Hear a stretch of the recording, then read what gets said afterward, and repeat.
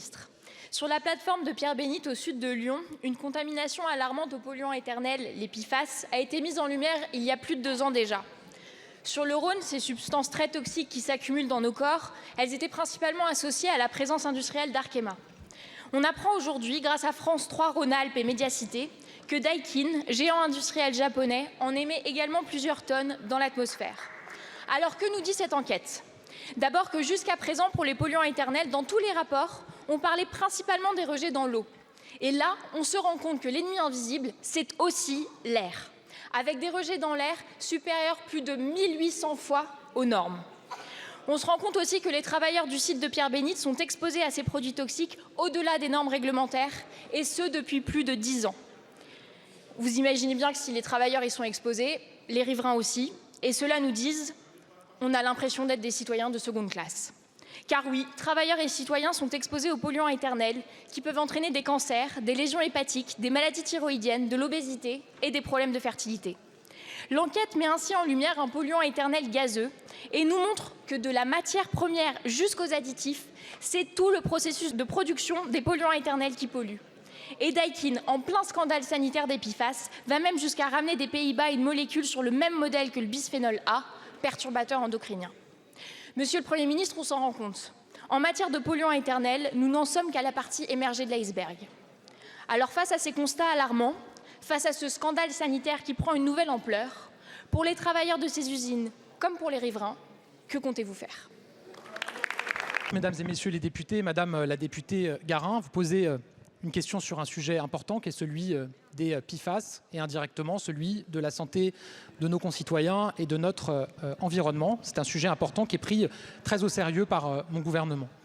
Il se trouve d'ailleurs, et j'y reviendrai, que j'étais dans le Rhône il y a quelques semaines et donc j'ai pu être directement interpellé sur ce sujet-là, échanger par ailleurs avec des parlementaires, notamment le député Cyril Isaac-Sibille qui a beaucoup travaillé sur ce sujet-là. Vous dites, qu'est-ce qu'on fait sur ce sujet-là?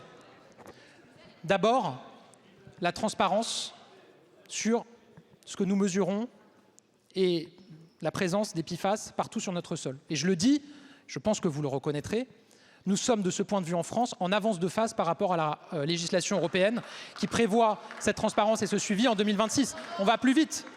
On suit les rejets de 5000 exploitations industrielles sur notre sol et on fait la transparence sur ce qu'on mesure. Ça, c'est la première chose. Deuxième chose, qu'est-ce qu'on fait? On se bat au niveau européen pour réduire la présence de ces molécules, notamment dans les emballages alimentaires. Nous avons une première victoire à Bruxelles la semaine dernière sur ce sujet-là. C'est bien au niveau européen qu'il faut se battre sur ce sujet-là. Évidemment, puisque nous avons un impact sur notre industrie, voulons agir, mais le degré européen, le levier européen est le bon levier.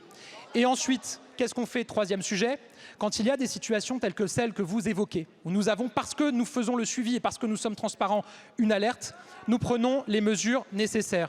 Il se trouve que quand j'étais dans le Rhône, on m'a parlé du sujet de l'usine Arkema et de l'usine Daikin.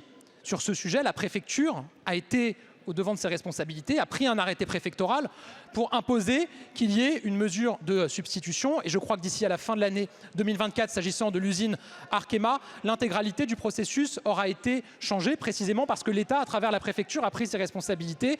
Et sur l'usine Daikin, nous faisons évidemment le suivi aussi, avec là aussi un suivi très strict par la préfecture et des mesures qui sont ordonnées, encore une fois, pour protéger la santé de nos concitoyens. Donc, 1, suivi et transparence en avance de phase par rapport à l'Europe. 2, combat au niveau européen pour la réduction globale des PFAS et des produits chimiques. Et 3, mesures de protection quand nous identifions des rejets et des situations qui méritent une mesure spécifique.